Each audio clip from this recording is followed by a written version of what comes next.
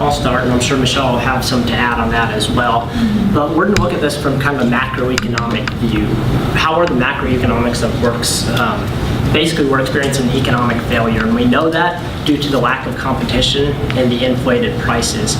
So why are the prices going up? Is that cost-driven, or is it just a profit motive to increase basically the dollars in the pocket of this? Have research and development prices really gone up, or costs really gone up from there?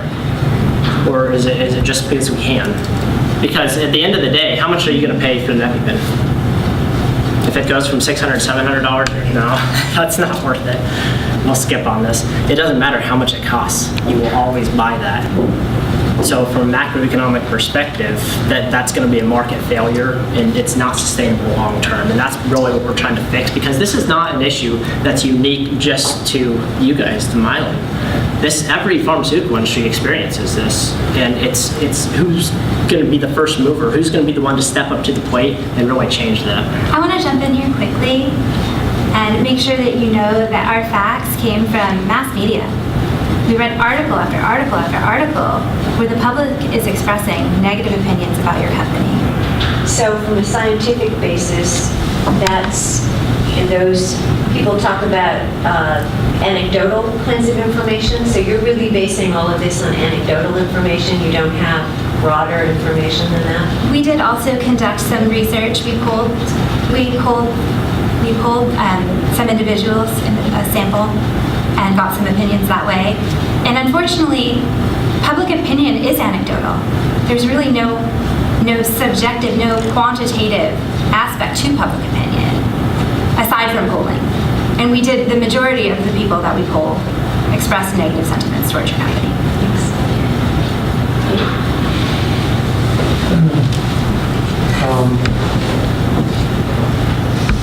So the assumptions that you started with here, what did you assume? Could you clarify that? Well, did you assume that we already thought that we were pricing this too high? Well, I guess that when we ask a question or the general public asks the question of why is this price so high, I think the perception is that they're kind of getting the runaround when the CEO comes out and says, well, there's just too many people with their fingers in the middle of this, and that's what's driving up the cost. But the true role of a pharma, especially one that really specializes in distribution of that, would be to control those costs. So I guess, is it truly all the people in the middle of it, or is it all the subs that are getting in the middle of it, where it's the money funneling back into the pockets? But if I were to tell you that, as the board knows already, we're in the hole with a lot of R&D that we need to recoup money for. So if that's really what's going on here, and we're just simply trying to balance our books and make a little profit after years of not being able to do that, then are we really doing anything wrong here? Well, definitely. So I guess it comes down to, first of all, is the R&D costing that much directly related from this? And I want to make it perfectly clear, we are not opposed to any sort of, and the general public's not opposed to expensive drugs. That's why I asked, how much are you willing to pay for it? Really, as much as you have to. But what is the driving force behind those?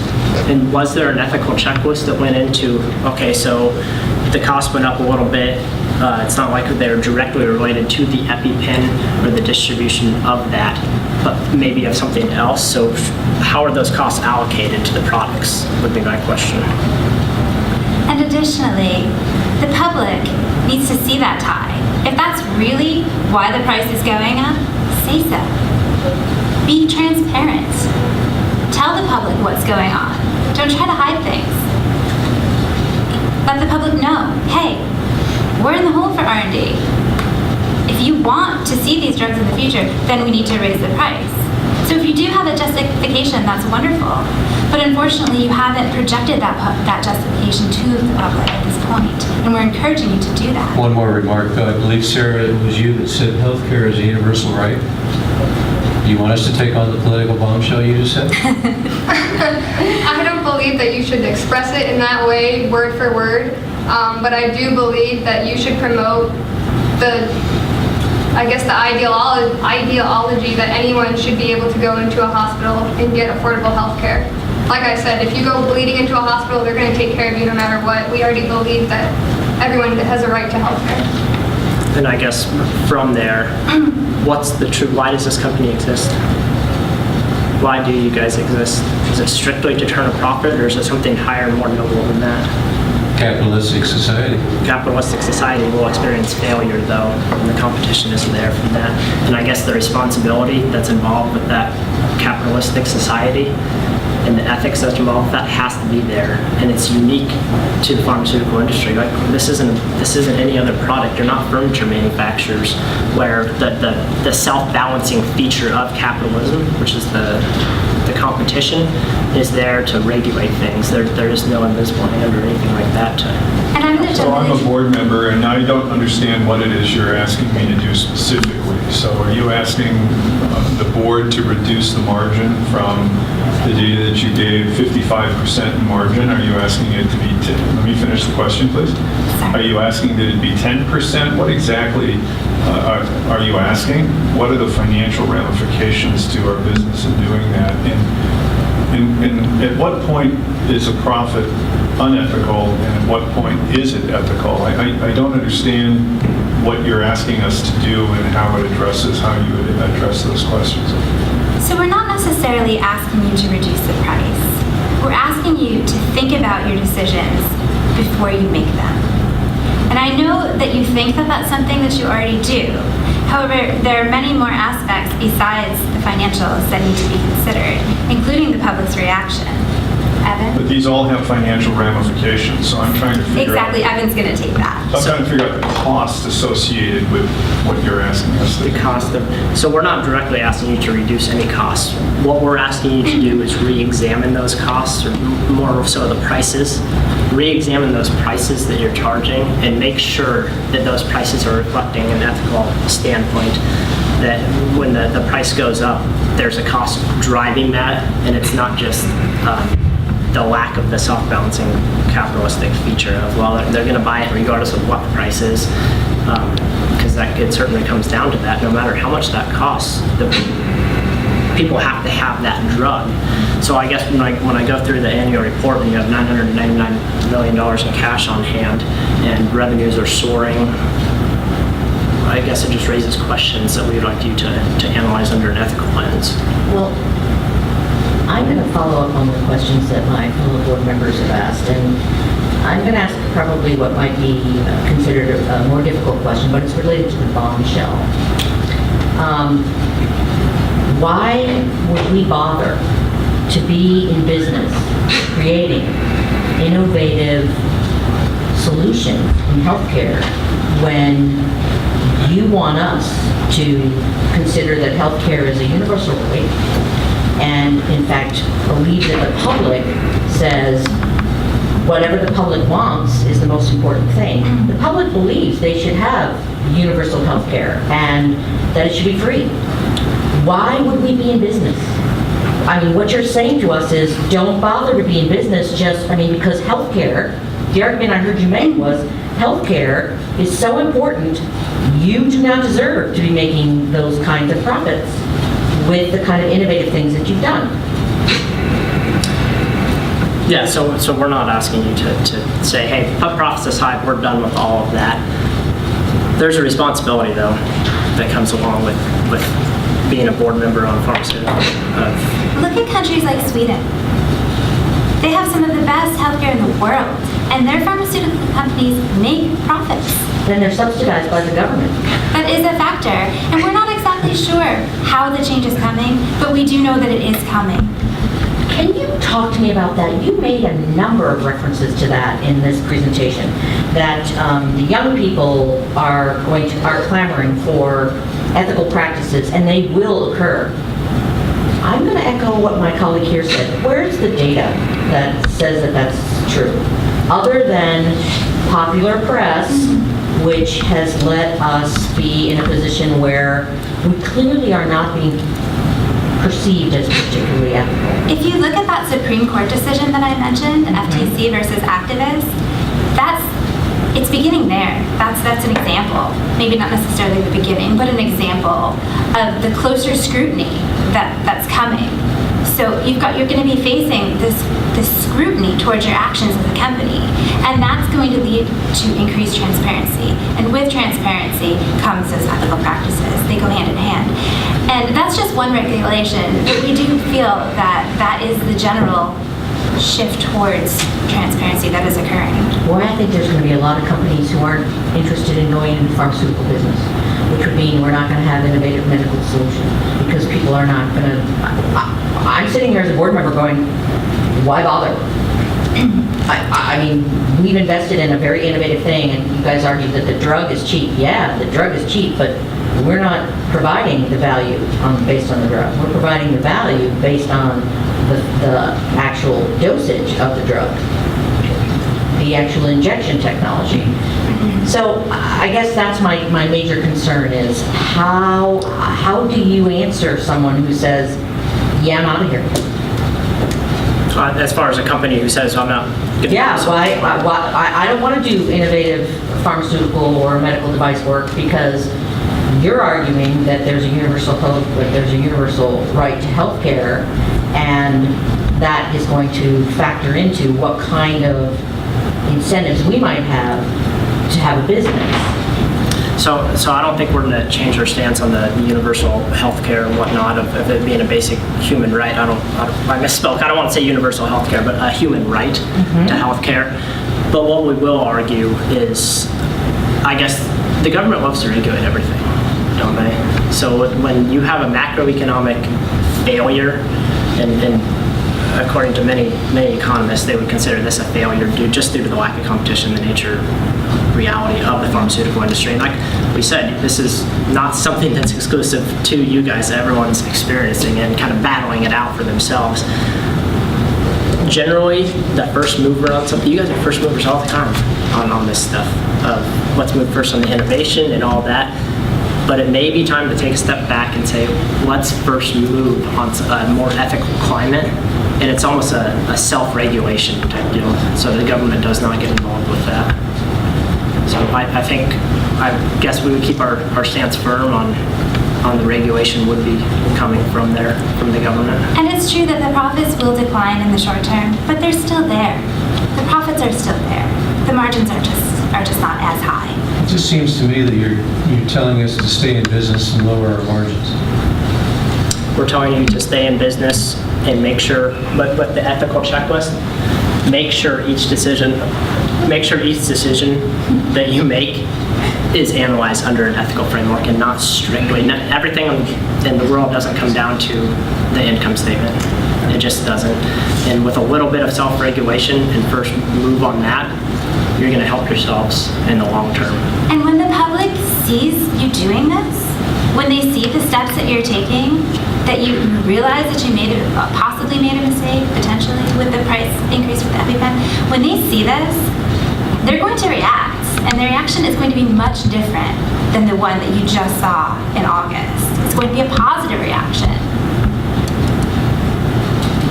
I guess I'm inclined to suggest that while I find some merit in the arguments that you presented to us today, we're going to see an increase in generic products. And I'm not at all convinced that people would buy an EpiPen just because they watched us be more ethically responsible in terms of how we approach marketing our product and selling our product versus going into the store and seeing 2 or 3 generic products along with an EpiPen and saying, I'm going to go for the lowest cost. What do you want your image to be? That's a good question. Well, and to your point also, if I could piggyback on that, if we lowered our price, What was that? if we lowered the price for the purpose of looking to be more ethical, by lowering the price, it would suggest we weren't before. So I think it's the other way around. It's not lower the price to show that you're ethical. It's show that you're ethical and have the price reflect that. If there's legitimate costs associated with this, with the delivery or with the distribution of this drug, your hands are tied. The price has to stay where it is, and people will pay it. That's been demonstrated. The other thing is the price has already been raised. That damage has been done. So what do? The price is what it is now. But moving forward, the next time you consider a price increase, what Evan said, take that checklist. Are there really reasons that we need to increase this price? What are the driving costs behind it? And think about the why. Think about why you're here. I want to focus on your ethical issues. I want to look at lack of transparency, integrity, and trust. You spoke in broad terms about that, but I think the board would find it helpful to understand where you feel we have lacked transparency, integrity, and trust. And let's not just only focus on the price increase. That seems to be where all the activity is. I'd like to get a sense of your reaction to this and what in fact you specifically recommend, again, staying away from the price increase for a moment, that would make the company, in your view, operate more ethically. You recently ran into some trouble with your plant in India that manufactures the HIV drug. And there were issues with data security that impacted the effectiveness and the safety of that drug. That's definitely a problem when it comes to integrity and trust. Your products need to be that high quality that you've always been known for. So Evan, how do you think that they can maintain that and get that integrity and trust back out there? Definitely. Well, let me just touch on transparency, if I may. So when the EpiPen starts at $50 or $100, and then it keeps going up, but we all ask questions, why is it going up? So when the CEO comes out, and because people are going to have questions naturally on anything you do. So when we go to answer those questions, I guess, would it make more sense to say X, Y, and Z, these direct costs related to that along the lines are going up, and we cannot feasibly distribute this drug at that price anymore. And that's simple terms that the public's going to understand. But relate them back to the specific costs rather than just saying, well, things have happened here and there, and long story short, the price went up because That's too linear.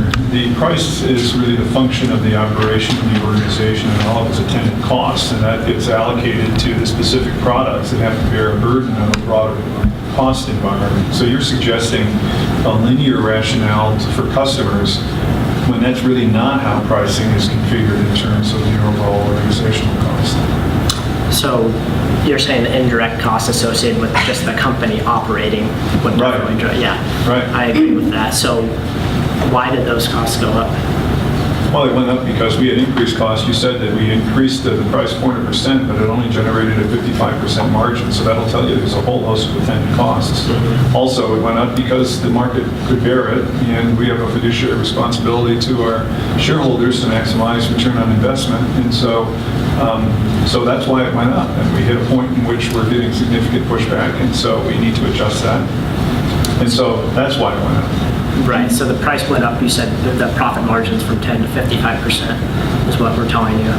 So why did they go from 10 to 55%? To bear the burden of, you said the price went up 400%, but it only generated 55% margin. Right. So what? I'm sorry, it seems to me that one of the fundamental things that would be helpful for you is the price of everything goes up. The price of Coca-Cola has gone up from a nickel to what? What do you pay for a Coke now? $2? $1.50, $1.79? So why did that happen? Economics. I mean, the operating costs, right? The thing that makes this different, it seems to me, is this is a life-saving medical device. And there's a different perspective about that from the public.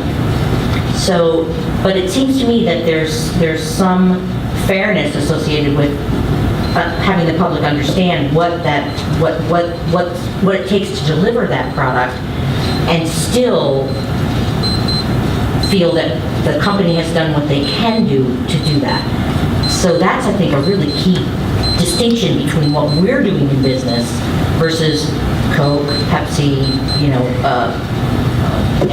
virtually any other consumer product. Right. What I'd like to do now is switch to the feedback. Unless there's anything else that you felt you need to say in response to any of our questions. I just want to touch on one of the transparency and integrity things again. Like Michelle mentioned earlier, back in 2009, Mylan tried to tell Medicaid that it was a generic product for the rebate cost rather than brand name products. When they clearly knew it was a brand name drug, they tried telling them it was generic. So I don't really think that shows a lot of integrity as a company, personally. It's a very specific example. That's good. All right. We're all going to give you feedback, and it's all designed, do sit down. Take a breath. It's all designed, as I said before, to help related to tomorrow. I think you have some good arguments and some weak arguments. And I think the key for tomorrow is to hone in on the good ones, make them even stronger, and stay away from issues that are so complex you can't possibly in 10 minutes or in half an hour deal with. That sets you up in a way that you don't want to be set up for. Definitely tomorrow, stay away from terms like virtues approach, quoting Kant, healthcare is a universal right, and that human beings' ends are their own means, not an end to profit. These are all things that are part of ethical jargon. Do not use them tomorrow. Because there are words you can use that are more relevant. I liked how you began. And I think it's really true that you're talking about a short-term problem. You're talking about making a shift in what's coming for the future. Those, I think, are solid and good approaches. When you start talking about, and it's not this slide, it's another slide, about operating more ethically or an ethical checklist. If you really want to go down that road, you better be really specific about what it is you're saying and be very careful you don't insult. Because even though they've done in the views of a lot of people, atrocious stuff by your indignation can't show. You're there to help them succeed, and they've invited you, they've created an opening, no matter how small, to give you that shot. Just think about how miraculous it would be if they actually did ask you to come and talk to them, and you knew you had 10 minutes. You really would want to be so astonishingly powerful. When you talk about a cultural overhaul, that is really offensive. I mean, if you're in their shoes, imagine if any of you saw on TV the Wells Fargo CEO talking before the congressional committees, how he was absolutely just blind spot insistent that culture wasn't the issue. And if you read their culture statement, you saw that they'd covered their bases. They just didn't have the behaviors. They didn't have a lot of things to make that work. So you might, instead of using words like culture overhaul, you might look at specifically where you want transparency to be part of what they're doing for their own sake and the problems that otherwise can come down even more. And you might want to look at really specific issues about I think you're on strong ground when you talk about their own mission statement and when you talk about their own values. And you can cherry pick the values that you think are the most problematic, and you can think about some really specific things, keeping in mind that it's a smart company. It's done some things that is getting them in trouble, but I don't know that they feel any urgency to deal with it. Your argument about why it's coming and a tipping point is certainly a possible one, but those are just some things, and I'll let my other colleagues talk. Who's up for the 10 minutes tomorrow? Both of you? One of the notes, and I'm about presentation. I mean, I learn from you every time I say this. Michelle, you looked at us. That was great. You trailed off on your voice. Okay. You kept dropping the end of sentences. You heard them. I didn't hear them. And I'm an old dude that has to hear stuff. So just keep that level of that volume and keep the urgency and the energy behind it on everything you say. And don't trail. Gotcha. Don't let it trail. What is okay and not in terms of looking at notes? I think it would be great tomorrow if you didn't look at notes. Okay. You did a great job today looking at notes. Nobody, that's not, it's okay today. Right. But tomorrow, you have to be really persuasive. And when you look down, you're losing contact with whoever the person is sitting there. You want to mesmerize that person. One more thing I will say really quick. You kept your position. Evan, you came all the way up to Jeff like you're going to punch him. So decide what you're going to do. I mean, establish whether that boundary is that's comfortable, and both of you stay there. You can go back and forth a little bit and take, and don't ever turn your back on us going back to the screen. Hope that helps. Okay. Let me at least start off, I want to start off with a positive, and that is, that was also echoed here. You did a really nice job with the core values and focusing on the core values, okay? My colleagues have talked about where you had some issues, but that was a positive, okay? Stay with that. Stay positive and supportive. Again, if you come across, and it was clear, mostly during the question and answer, you were ticked off. And I asked you some tough questions, and you responded well, but keep your cool. Keep your cool. You won't have any questions tomorrow, so you don't have to worry about that. So, but in terms of your presentation, you do not want to come across adversarial at all. You need to come across as, we are here to help you. Yeah. Let us help you do this, and let us help you accomplish this, all right? So don't let any of the indignation that you have, which all of us have, come out, because the board would be insulted. The board would be like, why are you here? Get out. Right. See you later. It would be, how much did you pay to have? Yeah. So, in terms of content, though, for your presentation tomorrow and for the 90 second, who's doing the 90 second? Okay. Two things. One, be very careful with your assumptions. You were very broad about the public will not stand for this. The public is going to insist on ethical practices. And you heard all of us say, show me the data. How do you know that? I mean, that isn't necessarily clear, especially when this is a drug that people are required to have. So just be careful about that in terms of, okay? Because you used some very powerful language. You said that, the public will want ethical practices. The public will boycott Mylan. And I was, no, they won't. No, they can't. No, they can't. This is a product that people are going to need.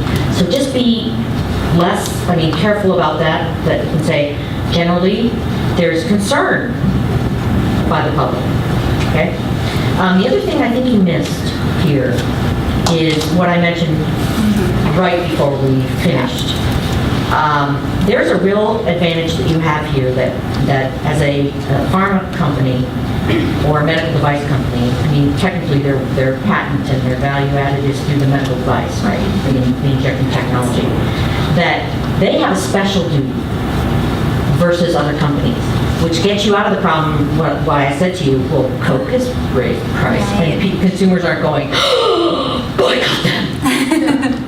Because it's Coke. I mean, whoa, so what?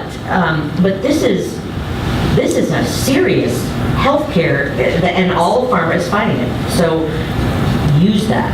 That's a powerful argument that you have that will supplement the virtues argument, with which I absolutely agree. Do not talk about content. Do not talk about, any of that jargon. Just say, look, what's the virtuous choice here? Do you want to be honest with your consumers? I'm not even sure I'd say virtuous choice, Okay. because I don't know that virtue necessarily plays into their business decisions. What's the ethical choice? One way, well, they want to be health partners, Yeah. right? They want to advance the health of their customers, and that's in their mission statement. And that's a way to get at the universal access or the universal right piece, that they are in business to be health partners. And so that's come under question because there's the suggestion that profit has become more important than effective partnership. That's kind of language that you can use that's invitational. The healthcare system is broken, it's fragmented, it's a network of for-profit, non-profit, other-centered, altruism, self-centered narcissism, and you're wrestling with a beast that's really ugly. And you planted that on... It's a tough issue. What's You the did. bad news? And you planted that on top of talking to Mylan. I know. And then you wanted Mylan to solve the ugly beast problem. And so that's a tension that you skated, sometimes really well and sometimes not so well, but that's a tension. And the feedback that we're giving you for tomorrow is narrow it to Mylan and really actionable work that Mylan can do. And do it in a way that you are calling them to what they know is their best self, as opposed to challenging them for their ugliness. Can I ask a question, Jeff? Yeah. Is it reasonable to position themselves tomorrow, here's the bad news, here's the bad news, here's the bad news, and then turn it on a dime and say, I think we have an opportunity here?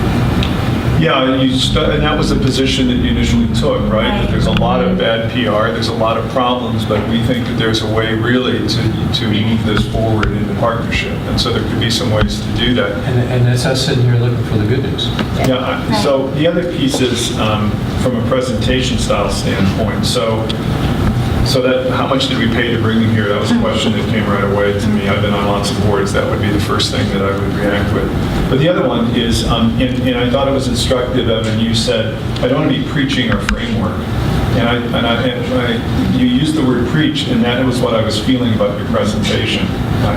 I have degrees in theology, among other things. I get preaching, and I was getting preached at. And you don't preach at boards. You enter into dialogue with boards, really about constructive opportunities. And so, like when you're talking about when you came at me and you're, what kind of person do you want to be? That's a preaching style. That's not a board presentation style. So I would really work on the kind of language around that. And then I think, especially for tomorrow, you may want to choose which of these you want to speak to, because you had two challenges that you thought, ethical challenges. One was that prices were not justified through a transparent set of data that would be acceptable to the consumer. That's one issue. And then the other one was the unethics of the price increase. Yeah. And so I think you have to choose one or the other because they're pretty distinct, and the language about them and how you seek that kind of partnership around them varies. And so in this presentation, I was having a hard time going back and forth between those. Can you repeat the first? Well, the first is the justifying the price Transparency, why the increase price. through transparency. And that seems to be a case they could make a case for more easily than the second. That's right. Yes, the second one is a larger industry issue, which is why when I asked you the industry question, You get all abstract. Yeah. it was tough. But I have to So tell did you you though, take down exactly what he said? I have the ethics of the price increase versus the justification of the price increase. that isn't what he said. Will I you say said it you had again? you identified two ethical problems. The first is the lack of transparency around information that would justify the price increase for the consumer. And I'd stay with that. I would. Yeah. The second one was whether the price increase is ethically justified. yeah, Right. so what we're telling you is stay with the first one, don't go to the second one. Because it led to the question I asked you, which is why would we bother to be in business? Which, by the way, can I tell you, you handled the questions very well. I mean, we asked you I asked you very hard questions. You're horrible. I was. I would have asked you questions. I asked you questions as if you were MBA students, and you would have known this, and you handled it really well. really well. What I want to do is read you what you're going to hear again tomorrow morning, but to give it to you so that you really can be focusing your thoughts. Whoever is the judge for you tomorrow is going to say, you have been called back by the company you gave your full presentation to for a second visit. They have asked you to speak only about the ethical aspects of the problem and to explain why your solution successfully handles any ethical issues. You will have 10 minutes, no Q&A, no slides, no video, and you've already got the 2 members of your team. So when I think about your solutions, and I don't know if that's your solution chart, that's your solution chart. We talked about cultural overhaul, but you need to think about what it is that you're asking. Are you asking for what? Is it transparency? And so that's not really a cultural overhaul. I mean, that's a different issue. What do you want from them? And then I tie that to anticipatory leadership.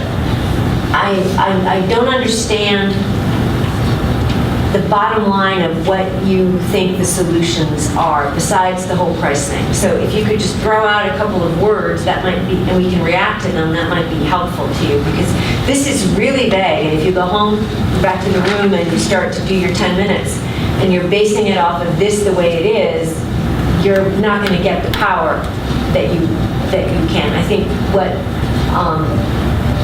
the framing of the problem is a great one that you've been given to build off of.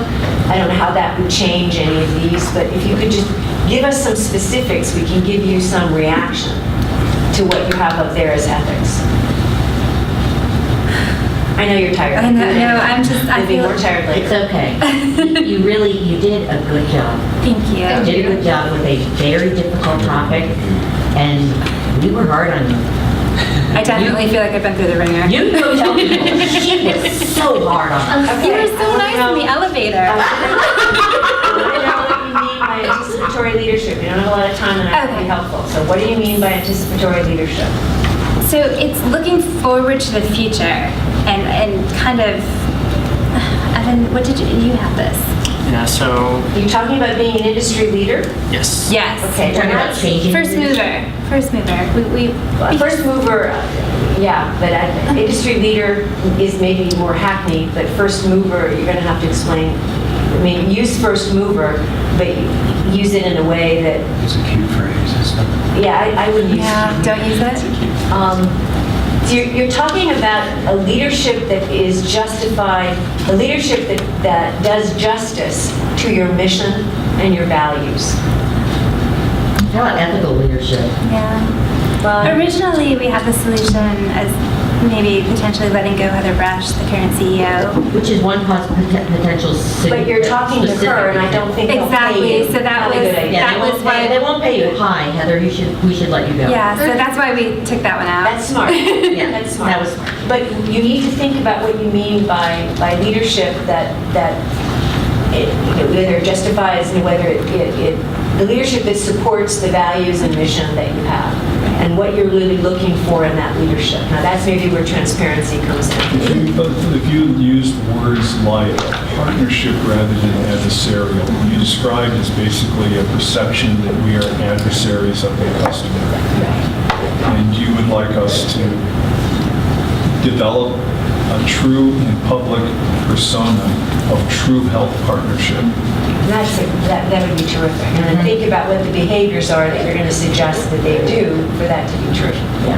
That will also support what we were discussing in terms of you want to be supportive, you want to be proactive to help this company, as opposed to criticize, which we all know that it's easy to do.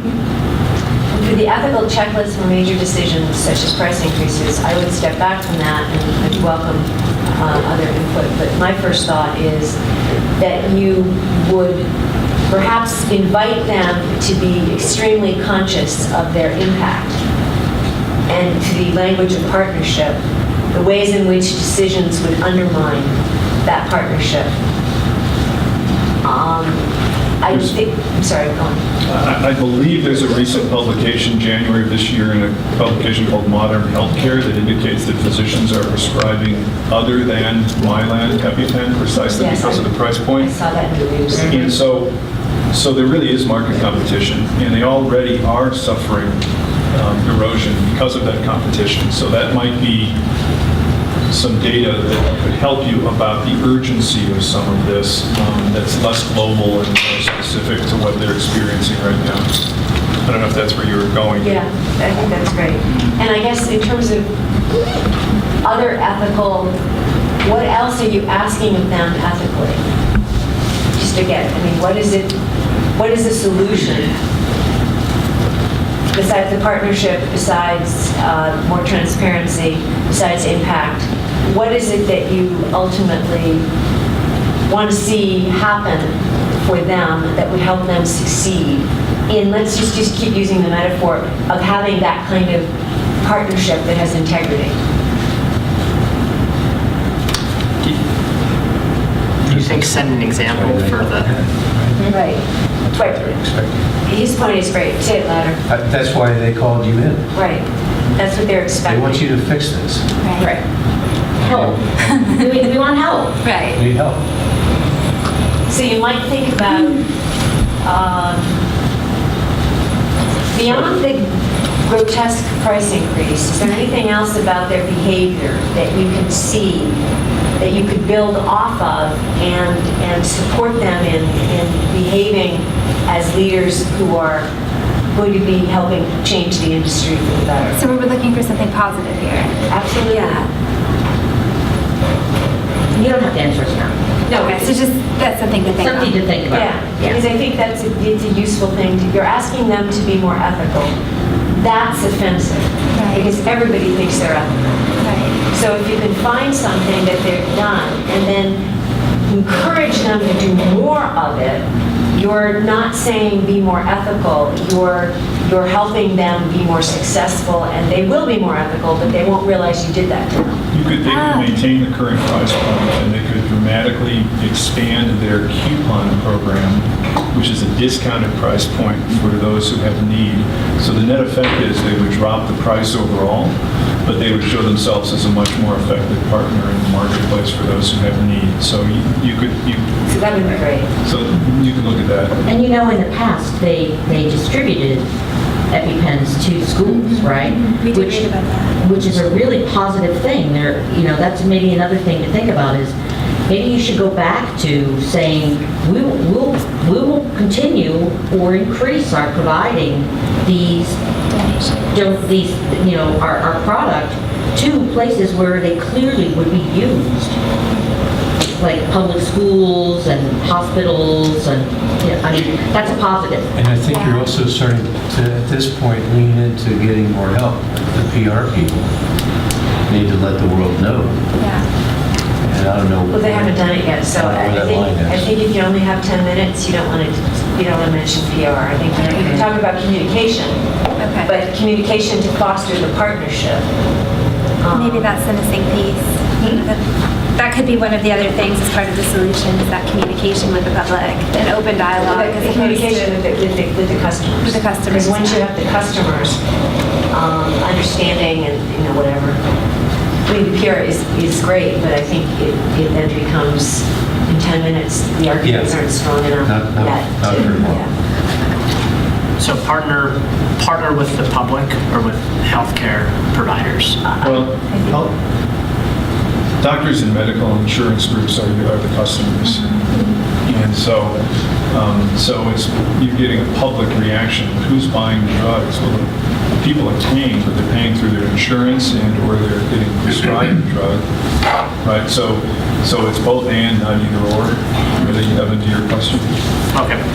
I read a lot about how the costs were just kind of shifted around. The whole system is based on cost shifting, so I was with a hospital system. So what happens is anybody who walks in an emergency room gets complete care.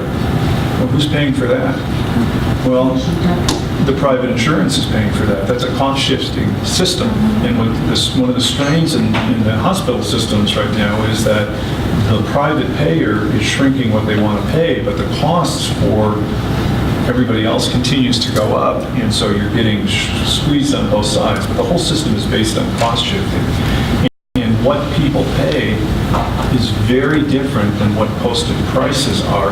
Yes. And so that's one of the broken monster pieces of what the system is. And so that's one of the reasons why it's so very complex. And when you're trying to solve the whole system on the back of this one issue, it's like, man.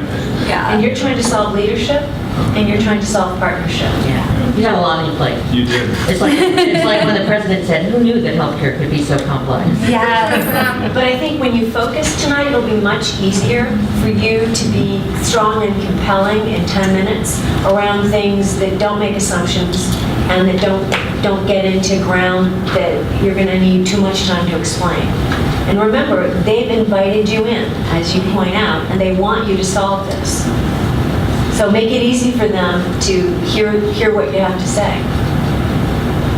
We spent so much time chasing our tails just because it was so complex. You grabbed an elephant. You We did. did. You literally did. We realized that we kind of took on something that was a little much. It is one of the most important issues in terms of values and care for human beings and all of that in this country.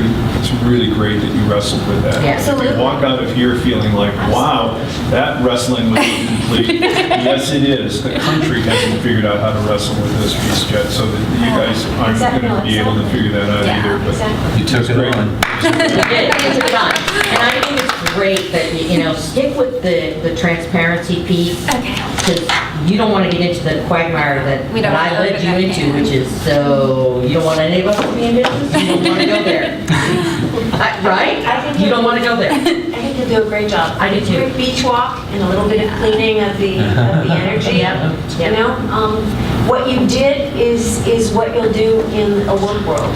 What you did is take on something complex, didn't succeed completely in every aspect, got feedback about what you needed to change, and the bar that you have kept raising because you stayed in the mix to keep listening and to keep applying how it can work. It's never, I put in 10 hours and I got an A in the business world.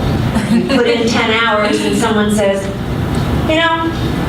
that's okay, but I was really thinking of blah, blah, blah, blah, blah. So you're just honing the muscles of how you can relate to someone and how they can listen to you. Yep. And the way you talk to us, as you've heard, was not the best way to get us, if we were them, to listen.